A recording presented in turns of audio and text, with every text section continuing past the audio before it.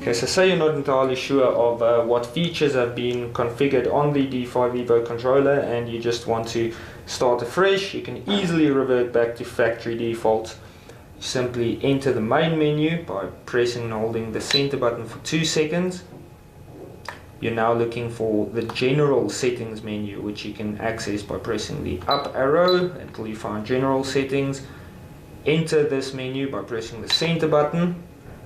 You're now looking for the reset options sub menu.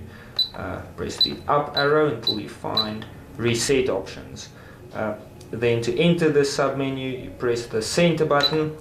Factory defaults is your first option there. You want to revert to factory default, so you press the center button. By default it would say no, but you want it to say yes, so you just toggle it using the up arrow.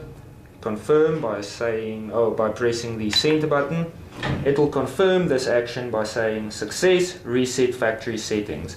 To exit, you simply press the round button 3 times. 1, 2, 3, and you're out.